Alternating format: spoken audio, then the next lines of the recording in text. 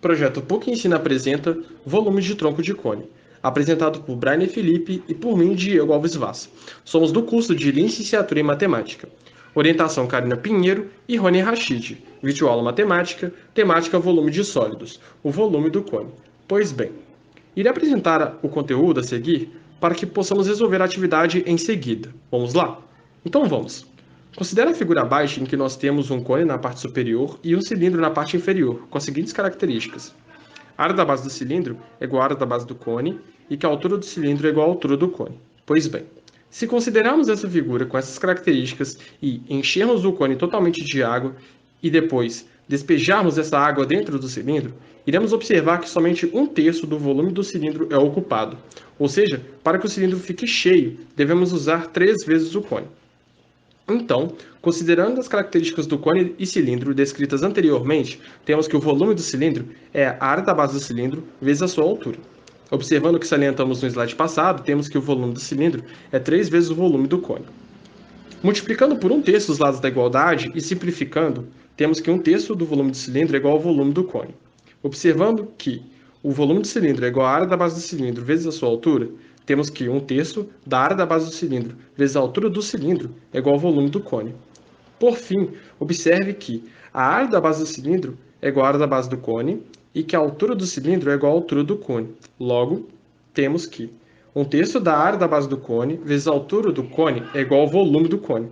Prosseguindo, lembrando que a base de um cone é um círculo, então a área da base do cone é igual a π vezes o raio do cone ao quadrado. Logo, realizando a mudança, temos que o volume do cone é um terço de π multiplicado pelo raio do cone ao quadrado vezes a altura do cone, sendo a equação que será usada no nosso exercício, tá bem? Captação de água da chuva. Seria mais uma observação que estamos fazendo com relação à utilização do cone na nossa vida cotidiana, tá certo? Então vamos ao nosso exercício. Para resolvermos o problema, pause o vídeo e leia as informações atentamente. Seu José tem um recipiente no formato cilíndrico que encheu totalmente de água através de um funil de formato cônico e parte desse funil está dentro do recipiente cilíndrico.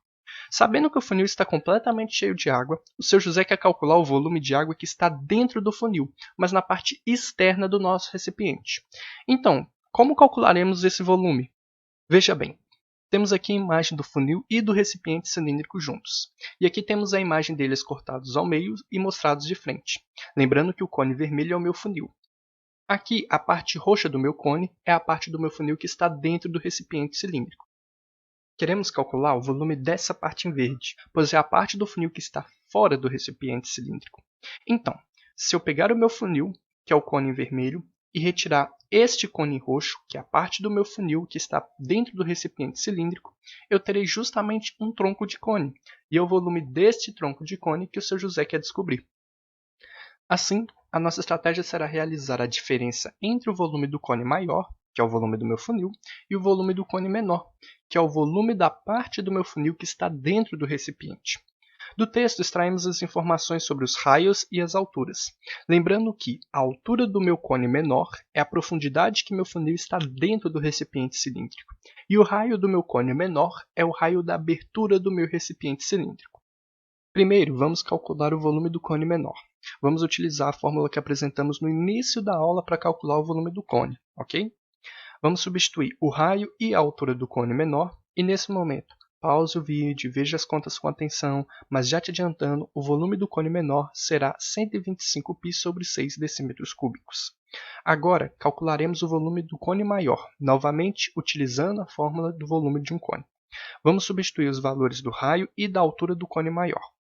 Repetindo, pause o vídeo e veja as contas com atenção, mas vocês verão que o volume do cone maior será de 288 π decímetros cúbicos.